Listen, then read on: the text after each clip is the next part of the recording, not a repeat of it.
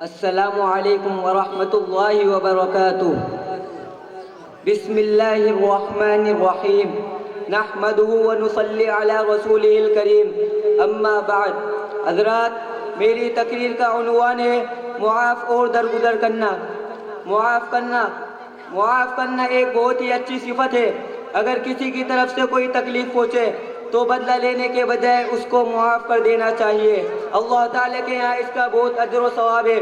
جو لوگ کسی کی ظلم و زیادتی کا بدلہ لیے بغیر معاف کر دیا کرتے ہیں تو اللہ تعالیٰ ان کے گناہ معاف فرما دیتے ہیں اور جنت میں ان کے درجات بلند فرماتے ہیں۔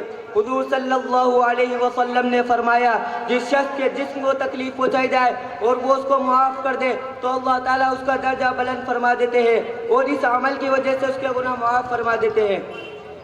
سوچو کہ ایک آدمی نے تم کو تکلیف پہنچائی، اب تم اس کو معاف نہ کرو بلکہ اس سے بدلہ لے لو اور اس کو بھی اسی طرح تکلیف پہنچاؤ جس طرح اس نے تم کو تکلیف پہنچائی تھی، تو اس میں تمہارا کیا فائدہ ہوا؟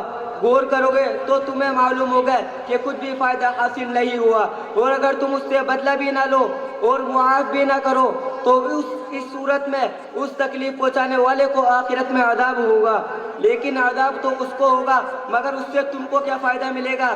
اس موقع پر بھی تو تم کو کچھ فائدہ حاصل نہیں ہوا۔ ان سب کے برخلاف اگر تم نے اس سے بدلہ نہیں لیا اور اس کو معاف کر دیا تو اس صورت میں تم کو بھی فائدہ ہوگا اور اس تکلیف پہنچانے والے کو بھی۔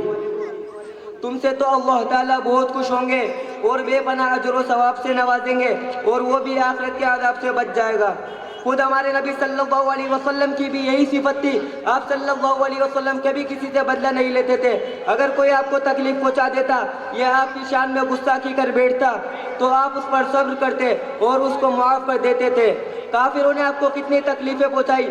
ایک موقع پر ایک بدبخت نے آپ پر حملہ کر دیا، لوہے کا ایک کڑا آپ کے چہرہ انور میں دس گیا، پھر آپ کی طرف پتھر پھینکا اور جسم کو سخت تکلیف پہنچی۔ آپ صلی اللہ علیہ وسلم چاہتے تو بدلہ لے سکتے تھے۔ صحابہ نے آپ سے درخواست بھی کی کہ ان بدبختوں کے حق میں بد دعا کر دیجئے، مگر آپ نے فرمایا کہ میں لعن طعن کرنے کے لیے نہیں بھیجا گیا ہوں۔ آپ نے اس وقت بھی ان کے لیے دعا ہی فرمائی، اللہم اہد قومی فإنہم لا یعلمون۔ ترجمہ، اے اللہ میری قوم کو ہدایت دے دے کیونکہ وہ مجھے نہیں جانتے۔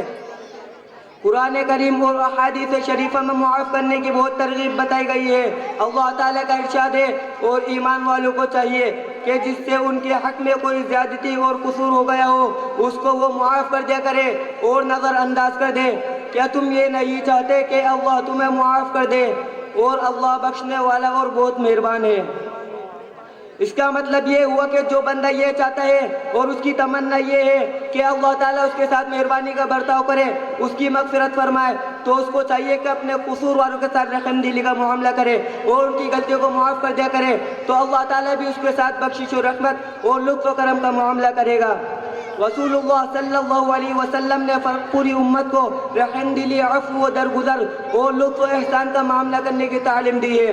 حضرت عقبہ بن عامر رضی اللہ عنہ کہتے ہیں کہ میں رسول اللہ صلی اللہ علیہ وسلم کے پاس آیا تو آپ صلی اللہ علیہ وسلم نے مجھ سے فرمایا، اے عقبہ بن عامر، اس سے جوڑو جو تم سے توڑے، اس کو دو جو تمہیں محروم کرے اور اسے معاف کر دو جو تم پر ظلم و زیادتی کرے۔ خود حضور صلی اللہ علیہ وسلم اس قدر معاف کرنے والے تھے کہ دنیا میں اس کی مثال نہیں ملتی۔ کفار و مشرکین نے آپ کو کتنی سخت تکلیفیں دی۔ وہ لوگ جو کچھ آپ صلی اللہ علیہ وسلم کے خلاف کر سکتے تھے سب کر گزرے، مگر جب آپ صلی اللہ علیہ وسلم کو ان پر غلبہ حاصل ہوا تو سارے لوگوں کو معاف کر دیا۔ حالانکہ اگر آپ چاہتے تو ان سے ایک ایک ظلم کا بدلہ لے سکتے تھے، لیکن آپ صلی اللہ علیہ وسلم نے فرمایا، آج تم پر کوئی ملامت نہیں، جاؤ تم سب آزاد ہو۔ وآخر دعوانا ان الحمد للہ رب العالمین۔ ماشاءاللہ ماشاءاللہ۔ السلام علیکم ورحمۃ اللہ وبرکاتہ۔ بہت اچھا پروگرام پیش کیا ہے۔